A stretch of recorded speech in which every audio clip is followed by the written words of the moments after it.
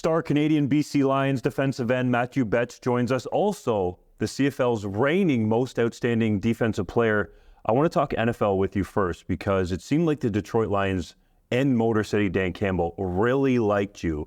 What was your training camp experience like there?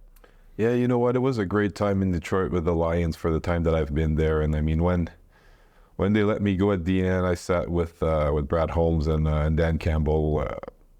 When they gave me the news, and I only had good words for them, and it was the same thing on my part. So, I mean, it was a great experience, and I'm happy that I got the chance to show out what I could do on the field with playing time in the training camp inside the building, but also the preseason games. So, no, I was happy with the way I played there, and I mean, obviously didn't end it the way I wanted it to. My objective to go there was to make the team, to make the roster in Detroit. Didn't work out that way for me there, but no, back with the BC Lions. So, and it was, when I left BC, it was like a bittersweet feeling where I wanted to be part of that 2024 team with the whole Grey Cup at the BC Place thing. And I mean, it's been my team, and I've had so much fun here in the past couple of years. But at the same time, I had this opportunity with Detroit that presented itself. So it was like a win-lose situation for me where I really wanted that to happen. But at the same time, I'm happy to be back. You mentioned playing in the NFL preseason. One of those games in particular, you go to Kansas City, Arrowhead Stadium. Patrick Mahomes actually started the game, but you went viral blowing up Carson Wentz for a sack. What was that game day like? And then also to get a sack in the NFL? Yeah, that was really fun. It's just a preseason game, so I mean, it's hard to be that excited about it because I mean, for me, it was mainly about showing out and trying to make the team. In order to do that, you need to play well, but it was still the reigning Super Bowl champs and Patrick Mahomes being who he is, the best player in the NFL now. So it was fun to go up against these guys. The Arrowhead was packed because they had their starters playing. So it was really, really fun to be part of that environment. Maybe I didn't enjoy it as much as I should have just because I was just locked in on doing what I had to do. But it was really, really positive. And yeah, had the chance to get a couple of good rushes on the quarterbacks and got Carson Wentz at the end of the first half. So yeah, that was fun, and he's another former NFL MVP, so that was pretty cool. And my phone was blowing up after that game for sure. So it was a really, really cool time for me. The Lions moved you around a little bit, and I'm curious what that conversation was like with Dan Campbell and Brad Holmes when they tell you they're going to waive you, because it seemed like they really liked you. Did they explain how close it was in that competition? Not how close it was. Talking about moving me, I mean, they signed me to play at defensive end, and I mean, they figured out really quick that I could do that for them, so they moved me to linebacker, where I played pretty much most of my time there in the meeting room and all that stuff. I was spending most of my time with the linebacker, which was new to me. Did it a little bit in 19 in Chicago, so I mean, it was hard for me because my mission was to make that team as a linebacker, which is not my natural position. But I mean, that's the situation where I was in. So I wasn't about to feel down on myself or whatever. I was just trying to improve and get better to be able to make that team and having more roster flexibility because they knew I could play defensive end. But no, they went in different ways. And I mean, I talked to the coaches, my position coaches afterwards, the defensive coordinator, and I mean, they liked me there. And I mean, some of them were surprised, some of them weren't surprised that they didn't keep me around. But I mean, I'm happy with the way I showed out there, and I'm happy with the training camp I had and the way I played. Wasn't enough since they didn't keep me, but I mean, for me, the most I can do is to do my best, and that's what I did there, and I'm happy with the way I showed out there.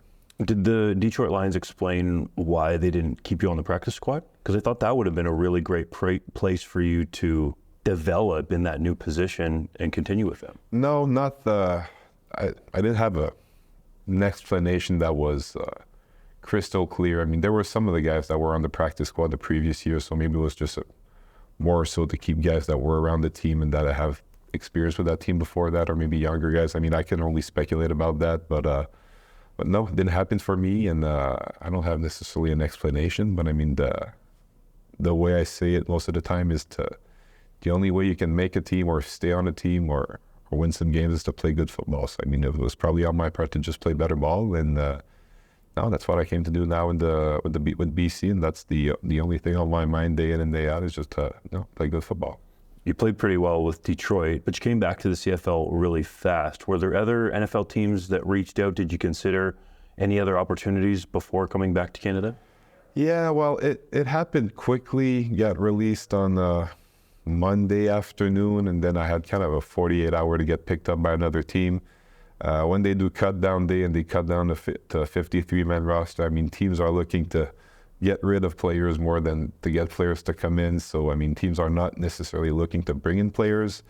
My agent spoke to a lot of the NFL teams that's been keeping track with me for the last couple of years, and a lot of them liked my film and didn't necessarily want me to get in there or get in their building right away, but there was some maybes. I mean, nothing that was really like precisely with a time frame. So, I mean, for me, it was important to play football this year.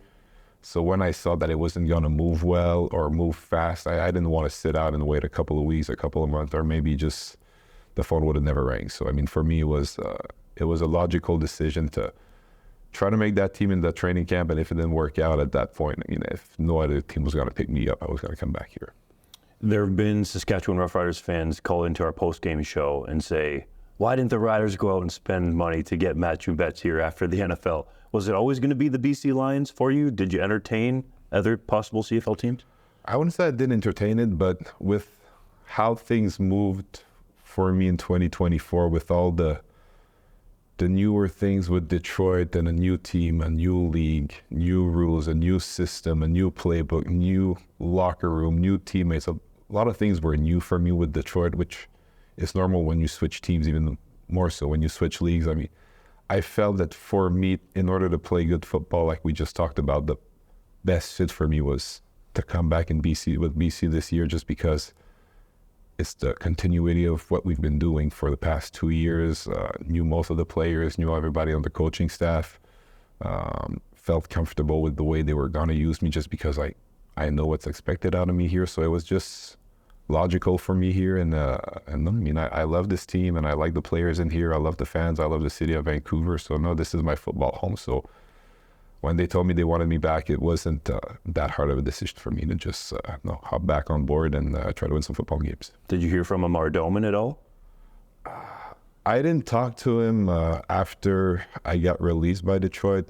Heard about a lot of guys in the organization with BC, but funny enough, when I was, I spent maybe 2 days back home after I got released from Detroit and Montreal, and then I flew to Victoria because it was the Victoria game against Ottawa, and I was just walking downtown. It was actually my first time in Victoria, and ran into Amar, so that was funny a little bit. So we catch up a little bit there. So I just ran into him randomly in downtown Victoria, so that was funny a little bit. He was wearing his suit and his bright orange tie, so he's hard to miss for sure. But so I had the chance to catch up with him a little bit there. What's he like as an owner? Because it seems like you talk to anybody around the CFL, he's literally put his money where his mouth is. Plus, he's passionate about the league. Well, listen, I mean, I'm not into the whole marketing and administrative aspect of football, but I think it's easy to see looking from the outside, or from me looking from the inside in. What he did for that team is spectacular for the past 3 or 4 years now. I mean, everything with the opening kickoff concert, to bring in people with the stadium, to bring in younger fans at BC Place. When you walk downtown Vancouver, you see all these posters in the city in bright orange from the BC Lions. So you really feel like he cares about this football team. We see the results on the field, we see the results off the field, and I mean, probably be the first to tell you that it's a teamwork where the players need to perform on the field. But I mean, we have so many people on the team with Baker and Nick Kowalski, Liam, and I mean, all the people that in marketing and ticket sales, and just do a great job at bringing people and bringing passion around this BC Lions football team. So no, it's been a really, really fun time for me to be part of this team with the new ownership. So no, it's been a good time, and he's definitely somebody who's good for the CFL and the BC Lions. Thank you for your time. Thank you, Justin.